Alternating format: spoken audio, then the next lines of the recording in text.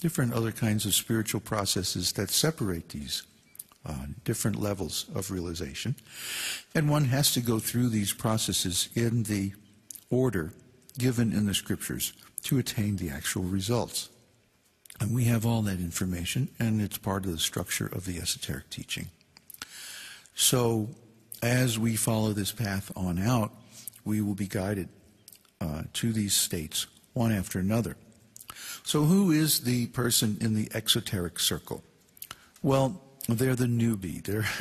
They're the people who are still in material consciousness, but they are aspiring for spiritual consciousness. So they take up some kind of form of worship or service, some kind of spiritual process. And they are thinking, yes, this process will lead me to my goal, and all other processes are bogus. They're teaching or thinking like that. And that is called sectarianism. Do we really think that the Lord is only in our church or our temple or our religious organization and not in others? Then why are there so many religions? Why are there so many spiritual paths? No, God is everywhere and in everything. But he reveals himself in different proportions in different spiritual paths. And if we do a sober, comparative study of the different paths and their amount of information, the quality of the information, the quality of the process used to realize the spiritual qualities, we'll see that the esoteric teaching is far and above the most complete, the most accurate, and the most pure. And that's not because we're prejudiced. That's because it's simply a fact. However, the Kanishta Adhikari is not like that. They are typically engaged in a very preliminary stage of spiritual life, yet they have this tremendous chip on their shoulder thinking, well, mine is the best. But they haven't really looked into the others. That's the difference. A Madhyama Adhikari has looked into many, many spiritual paths and finally accepted the esoteric teaching because of its superiority. Now, that's a different thing. He's not prejudiced. He's made the investigation. He's done his homework.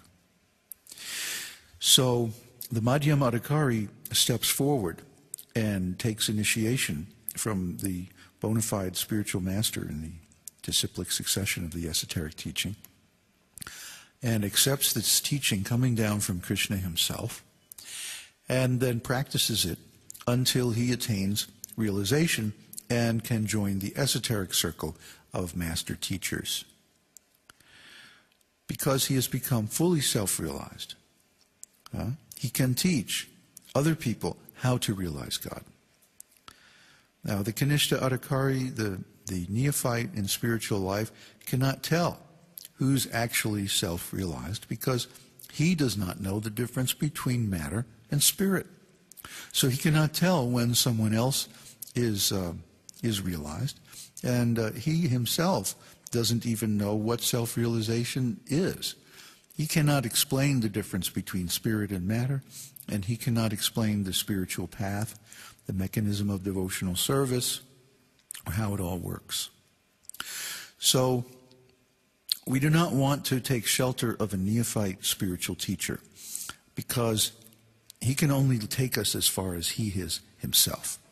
We want to find an authentic spiritual master, a master teacher of full realization, one who knows God personally, who has a direct personal relationship with God.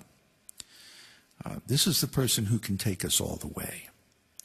So we want to search and find out who is in the esoteric circle. And of course, this can take a long time. There's a lot of details, information to go through, a lot of things to think about. But ultimately, it's dependent upon our sincerity. If we sincerely pray to the Lord that, oh, my dear Lord, I want to realize you in fullness. I want to be able to please you by my service. I want your eternal companionship and love. And I want to serve you eternally. Please guide me. Please send me a teacher who can take me to the ultimate stage of complete self-realization. This is the way to get a bona fide spiritual teacher.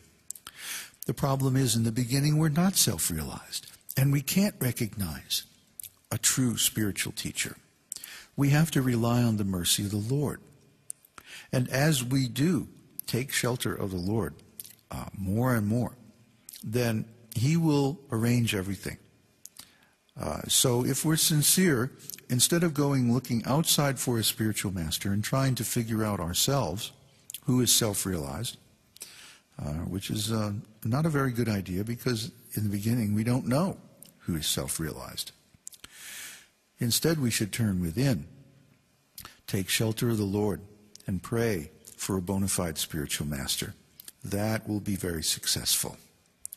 So, I hope, if you're listening to this podcast, that you are sincere, and that you will see that the esoteric teaching is the richest and most valuable, complete path to complete self-realization. Hare Krishna, Hare Ram.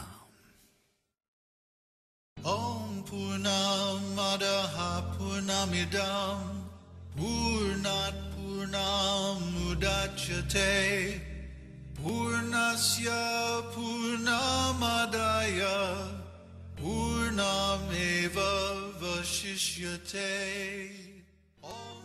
We hope you've enjoyed this edition of Your Perfect Body. This is David Hughes, your host, reminding you to visit us on the web at esotericteaching.org.